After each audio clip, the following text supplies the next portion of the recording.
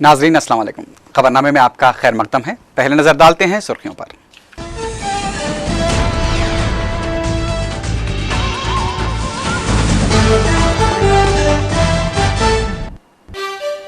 कायदे मजलिस अकबरुद्दीन ओवैसी दवाखाने से डिस्चार्ज, 2-3 हफ्तों में मुकम्मल सेहतियाब होने डॉक्टर्स को यकीन।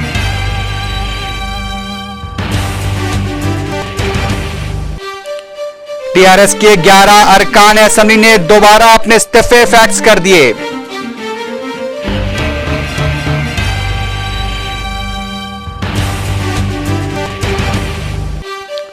टू जी स्पेक्ट्रम स्कैम में ए राजा ने लिया वजीर आजम डॉक्टर मनमोहन सिंह और पी चिदम्बरम का नाम।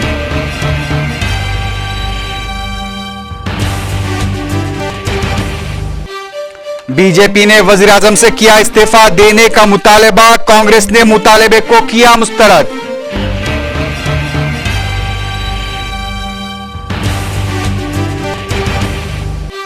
तेलंगाना के कांग्रेसी कायदीन दिल्ली पहुंच गए। गुलाम नबी आजाद से मुलाकात के बाद आइंदा की हिकमत अमली पर गौर का इम्कान।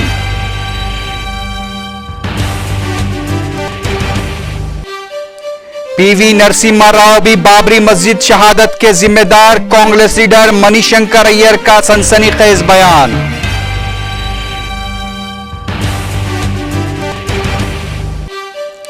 और कांकनी स्कैम में नाम आने के बाद भी येदियुरप्पा ने फिर इस्तीफा देने से किया इंकार।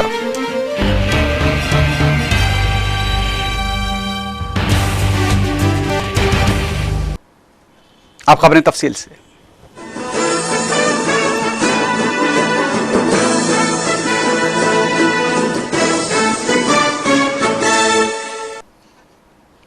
कायदे मजलिस लेजिस्लेटर पार्टी अकबरुद्दीन ओवैसी को आज दोपहर 3 बजे ग्लोबल हॉस्पिटल से डिस्चार्ज कर दिया गया।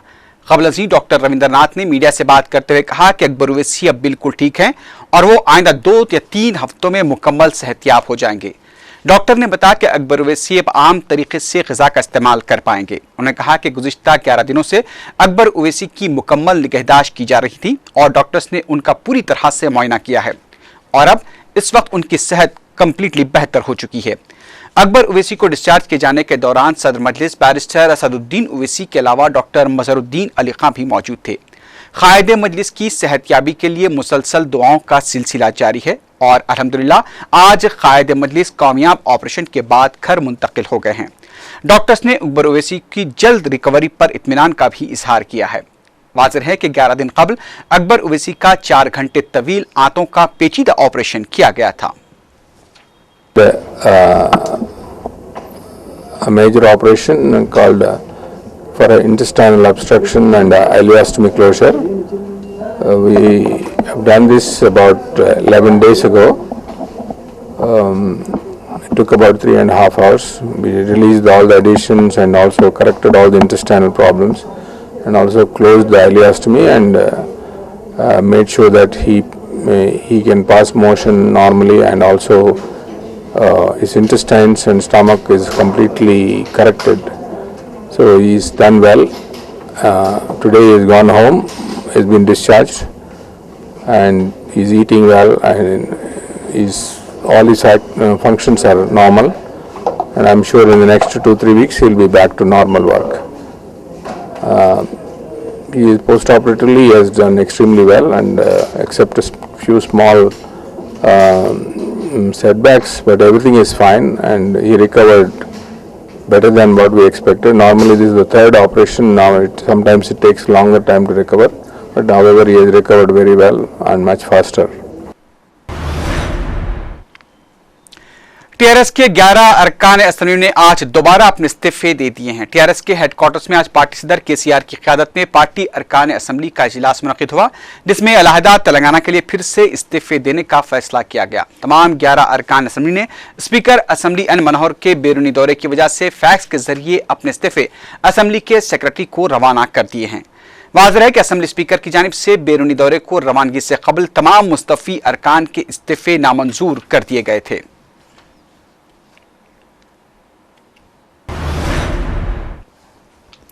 इस दौरान अलहदा तेलंगाना सियासी जेएसी के सदरनशीन कोदंडराम ने तेलंगाना के अवामी नुमाइंदों से दोबारा इस्तीफे देने का मुतालबा किया है। स्पीकर असम्बली एन मनोहर की जानिब से मुस्तफी अरकान के इस्तीफों को मुस्तरद कर दिए जाने से पैदा सूरत हाल का जायजा लेने के लिए सियासी जेएसी का इजलास आज मुनक्किद हुआ। इजलास के बाद मीडिया से बात करते हुए कोदंडराम ने कहा कि अगर मरकजी हुकूमत 21 अगस्त तक मसला तेलंगाना पर मुस्बित फैसला नहीं लेती है तो अलहदा तेलंगाना एहतजाज में मजीद शिद्दत पैदा कर दी जाएगी।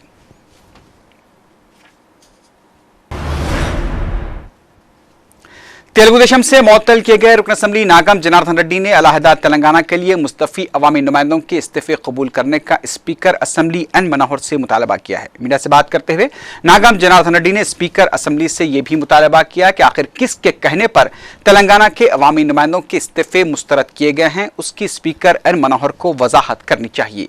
नागम जनार्दन रेड्डी ने इल्जाम लगाया कि स्पीकर एन मनोहर ने अपने अख्तियारात का गलत इस्तेमाल करते हुए इस्तीफों को मुस्तरद किया है।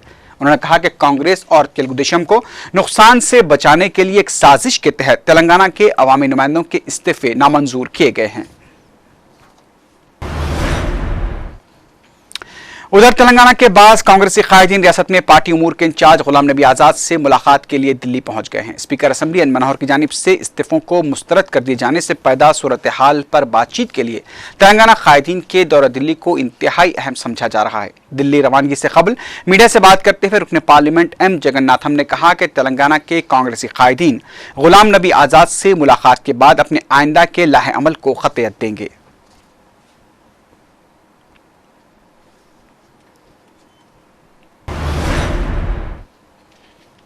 टीआरएस के मुस्तफी रुकन असम्बली केटी रामाराव ने कहा कि हम चीफ मिनिस्टर की धमकियों से खौफजदा नहीं हैं। असम्बली के सेक्रेटरी को अपने इस्तीफे का फैक्स रवाना करने के बाद मीडिया से बात करते हुए केटीआर ने कहा कि अलहदा तेलंगाना मसले पर अपनी गलतियों की पर्दापोशी के लिए स्पीकर ने तेलंगाना के अवामी नुमाइंदों के इस्तीफे मुस्तरद किए हैं।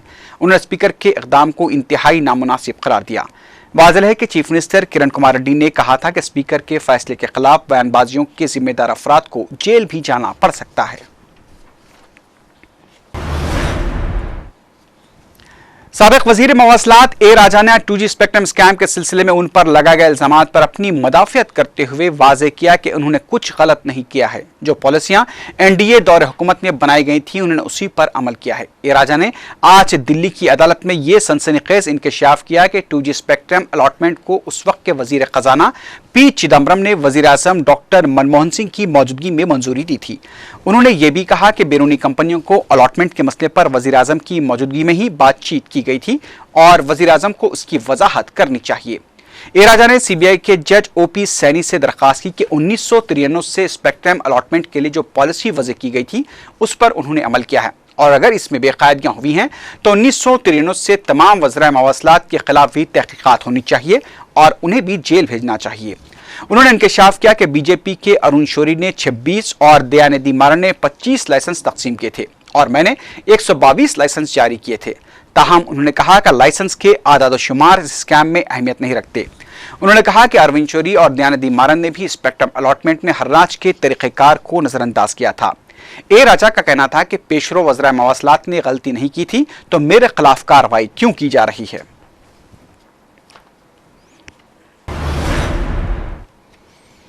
उधर बीजेपी ने 2G स्पेक्ट्रम स्कैम के सिलसिले में आज ए राजा की जानिब से स्कैम में वजीर आजम और चिदम्बरम का नाम ले जाने पर वजीर आजम और पी चिदम्बरम से फौरी इस्तीफा देने का मुतालबा किया है। दिल्ली में मीडिया से बात करते हुए पार्टी के कौमी सदर नितिन गडकरी ने सवाल किया कि जब इतने बड़े स्कैम में मुलजिम वजीर आजम और उस वक्त के वजीर खजाना का नाम ले रहा है तो यूपीए हुकूमत की बदनुमानियों से निपटने के तमाम दावे खोखले नजर आते हैं। नितिन गडकरी ने सदर कुल हिंद कांग्रेस कमेटी सोनिया गांधी पर इल्जाम लगाया कि सोनिया गांधी ही बदनुमानियों की पुष्पनाही कर रही हैं। नितिन गडकरी ने ए राजा के बयान के बाद सोनिया गांधी से वजीर आजम और चिदम्बरम के खिलाफ कार्रवाई का मुतालबा किया है। बाद में जो पार्टनर जिनको ये लाइसेंसेस मिले उन्होंने जिस प्रकार से फॉरेन इन्वेस्टर से इक्विटी के नाम पर जो पैसा उनको मिला उसके बाद में ये बात सब स्पष्ट हो गई थी कि इतना पैसा मिलने का कारण इसमें घोटाला हुआ। इसके बावजूद भी प्रधानमंत्री और अर्थमंत्री ने इसके ऊपर कभी कुछ टिप्पणी की नहीं, कार्रवाई नहीं की। कांग्रेस पार्टी और कांग्रेस पार्टी के नेता विशेष रूप से सोनिया जी बार बार ये कहती रही कि हमने भ्रष्टाचार करने वाले लोगों के स्वीकृति के सिवा नहीं हो सकते। इससे एक बात और सिद्ध होती है कि इस पूरे 2G स्पेक्ट्रम के इस पूरे प्रकरण में बार बार प्रधानमंत्री जी ने और अर्थ मंत्री जी ने और कांग्रेस पार्टी ने इसको बार बार कवर अप करने की कोशिश की है और इसको दबाने की कोशिश की है। और आगे खबरें और भी हैं, लेकिन उससे पहले लेते हैं एक मुख्तसर सा वक्फा।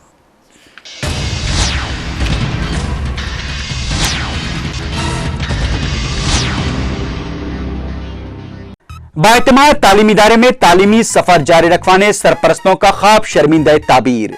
अब्दुल्ला एजुकेशनल सोसाइटी की तालीमी सरगर्मियों में तोसी। रॉयल डिग्री कॉलेज बराए खवातीन, किसी भी मीडियम से इंटर या मुमासिल इम्तिहान कामयाब। खवातीन के लिए जरीन मौका, रजिस्ट्रेशन जारी है। BA, BCom और BSc में बेशुमार शोबे। फौरी राब्ता कीजिए। Royal degree college for women, Panjshah, Charminar. Phone number 24560452 9293002567। वक्फे की बात की खबरों में दोबारा आपका खैर मकदम है।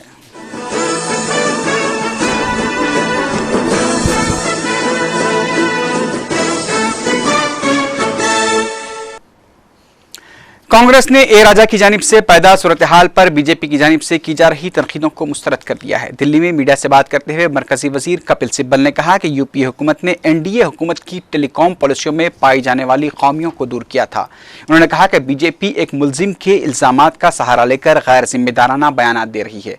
उन्होंने कहा कि अलॉटमेंट NDA दौर हुकूमत में लाइसेंस होल्डर के नाम की तब्दीली भी की जाती थी, लेकिन अब यूपीए हुकूमत ने उसको बदल दिया था। उन्होंने बीजेपी की जानिब से वजीर आजम और चिदम्बरम के इस्तीफों के मुतालबे को मुस्तरद कर दिया। I will read to you the condition of the CMTS, under which it was said, and I quote, in regard to the condition of lock-in of shareholding for a period of 5 years from the date of license, it needs to be clarified that additional equity share capital by the licensee companies, their holding companies, by way of private placement, public issues shall be permitted.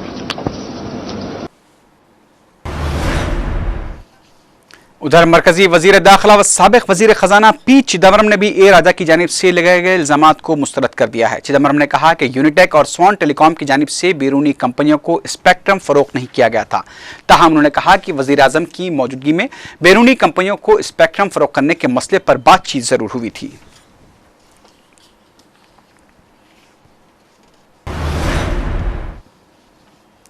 Warangal और करीमनगर में अलहदा तेलंगाना के हामियों ने सरकारी दफातर पर आंध्रा तहरीर करदा अल्फाज को मिटाते हुए तेलंगाना के बोर्ड आवेजा कर दिए हैं। कलेक्टर दफातर और आंध्रा बैंक के दफातर को इसका निशाना बनाया गया है।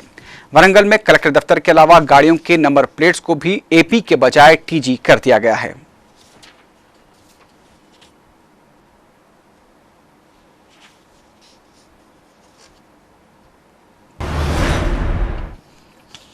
कांग्रेस पार्टी के सीनियर लीडर मनीष शंकर अय्यर ने बाबरी मस्जिद की शहादत के लिए साबिक वजीर आजम PV नरसिम्हा राव को भी जिम्मेदार करार दिया है। मीडिया से बात करते हुए मनीष शंकर अय्यर ने कहा कि नरसिम्हा राव कांग्रेस पार्टी के सेकुलरिज्म के नजरिए से इख्तलाफ रखते थे। उन्होंने यह भी इंकशाफ किया कि PV नरसिम्हा राव हिंदुस्तान को एक हिंदू मुल्क समझा करते थे। मनीष शंकर अय्यर ने कहा कि कांग्रेस पार्टी एक सर्कस के मुमासिल है और हर कांग्रेस का लीडर इस सर्कस में करतब दिखाने के लिए सबकत ले जाने की कोशिश करता है।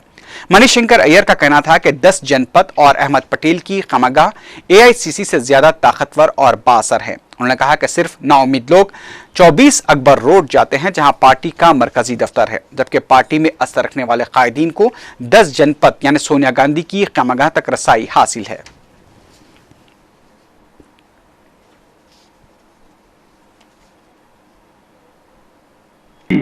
CNN blinkered view of it.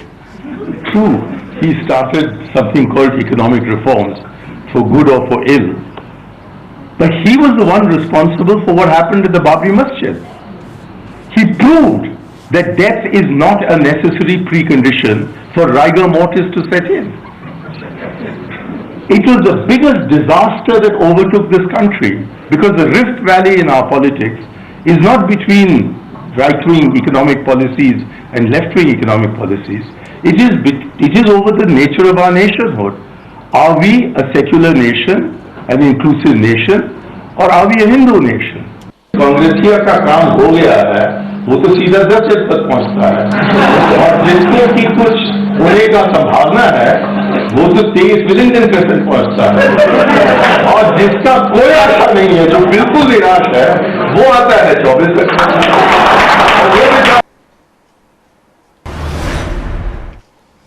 Delhi police ने आज वोट के बदले नोट स्कैम के सिलसिले में समाजवादी पार्टी के रुकन पार्लियामेंट रेवती रमन सिंह से पूछताछ की है। बादशाह मीडिया से बात करते हुए रेवती रमन सिंह ने कहा कि उन्होंने इस मसले पर पार्लियामानी पैनल को जो बयान दिया था वही उन्होंने दिल्ली पुलिस को भी दिया है। रेवती रमन सिंह को 2008 में 21 और 22 जुलाई की शब सोहेल हिंदुस्तानी की जानिब से किए गए फोन कॉल के तनाजुर में पूछताछ की गई है।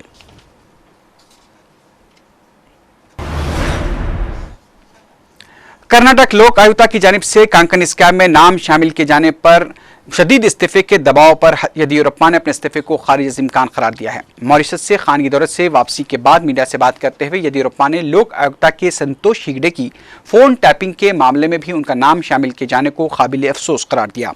उन्होंने कहा कि वो वज़ीर आज़म डॉक्टर मनमोहन सिंह से दरख्वास्त करेंगे कि इस वाक़े की मुकम्मल तहक़ीक़ात की जाए। येदियुरप्पा ने कहा कि वो आज शाम में मीडिया कॉन्फ्रेंस में तमाम इल्जामात का जवाब देंगे। पता चला है कि येदियुरप्पा ने बीजेपी के कौमी सदर नितिन गडकरी को एक मकतूब रवाना करते हुए ओहदे से मुस्तफ़ी होने से इनकार कर दिया है।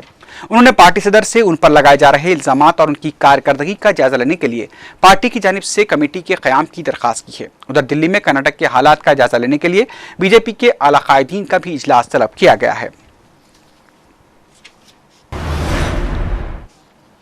अब नजर डालते हैं कुछ बैनुल-अक़वामी खबरों पर।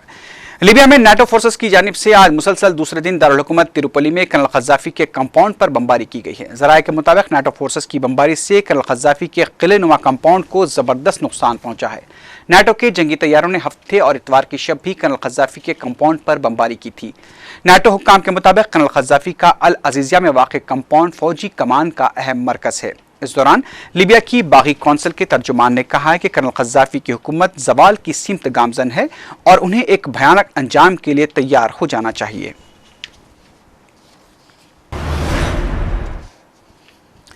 शाम में एहतजाजी मुजाहरों पर काबू पाने के लिए सैकड़ों शहरियों को गिरफ्तार कर लिया गया है। दमिश्क से इंसानी हकूक़ के नुमाइंदों ने खबर दी है कि गिरफ्तार शुदगान, जिनमें ख़वातीन और कमसीन बच्चे शामिल हैं, उन्हें नामालूम मुकाम पर मुंतकिल कर दिया गया है। इस दौरान शाम के सदर बशर अल असद ने शोरिश ज़दा सूबे देर अल ज़ोर के गवर्नर को मुजाहरों से निपटने में तसाहुल बरतने पर बरतरफ कर दिया है। उधर दूसरी जानिब एहतजाजी मुजाहरों का मरकज़ बन चुके शाम के तीसरे बड़े शहर हमस में सिक्योरिटी फोर्सेस ने बड़ी कार्रवाई की तैयारी शुरू कर दी है।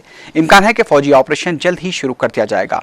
हमस में सड़कें सुनसान दिखाई दे रही हैं और सड़कों पर फौजी गाड़ियां गश्त कर रही हैं और सारे शहर को फौज ने अपने घेरे में ले लिया है। हमस के तमाम इलाकों में फौज की जानिब से घर घर तलाशी ली जा रही है। दमिश्क में भी तमाम बड़ी मसाजिद के पास फौज के दस्ते तैनात कर दिए गए हैं।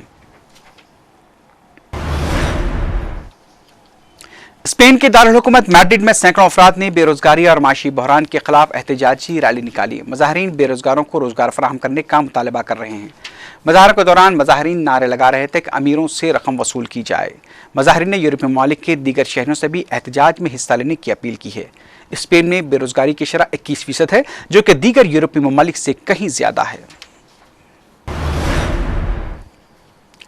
इस्लामी दुनिया मसाइल और हल के मौजू पर राब्ता आलम इस्लामी कॉन्फ्रेंस का मक्के मुकर्रमा में आगाज हो गया है। इस कॉन्फ्रेंस में दुनिया भर के मुस्लिम ममालिक से 25 उलमाए दीन शिरकत कर रहे हैं। कॉन्फ्रेंस के सिलसिले में सऊदी अरब के फरमारवा शाह अब्दुल्ला बिन अब्दुल अजीज ने अपने प्याम में उम्मत मुस्लिमा के लिए मसाइल के हल के लिए खारजी खतरात से निमटने के लिए जामे हिकमत अमली की तैयारी पर जोर दिया है। शाह अब्दुल्ला ने कहा कि उम्मत मुस्लिमा को मसलक परस्ती और फ़िरक़ा परस्ती की बुनियादों पर मुंतशिर करने की कोशिशें की जा रही हैं। उन्होंने उलमा से इस तरह की कोशिशों को नाकाम बनाने पर जोर दिया है।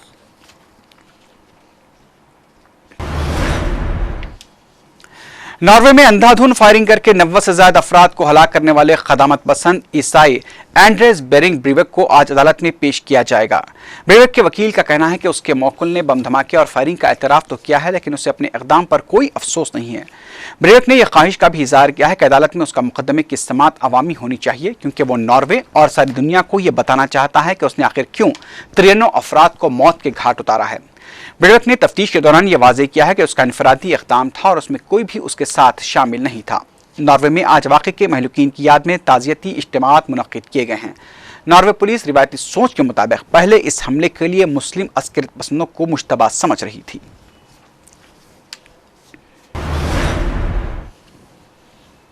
आखिर में सुर्खियों पर एक बार फिर नजर डालते हैं।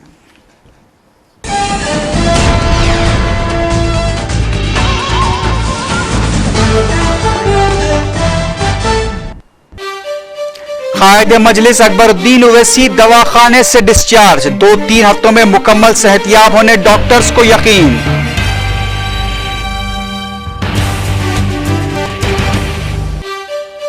टीआरएस के 11 अरकान असेंबली ने दोबारा अपने इस्तीफे फैक्स कर दिए।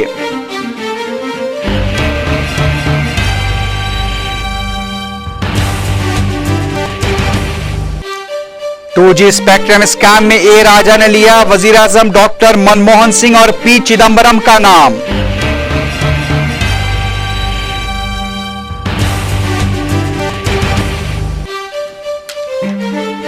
बीजेपी ने किया वजीर आजम से इस्तीफे का मुतालबा, कांग्रेस ने किया मुतालबे को मुस्तरद।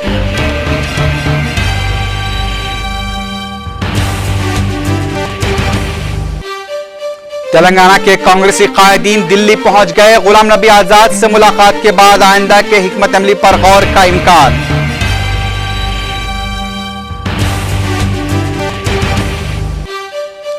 नरसिम्हा राव भी बाबरी मस्जिद की शहादत के जिम्मेदार, कांग्रेस लीडर मनीष शंकर अय्यर का सनसनीखेज बयान।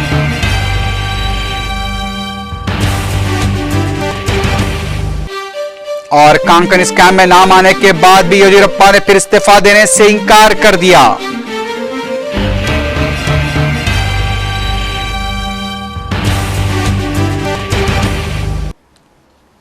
इसी के साथ ही खबरनामा अख्ताम को पहुंचा। अल्लाह हाफिज।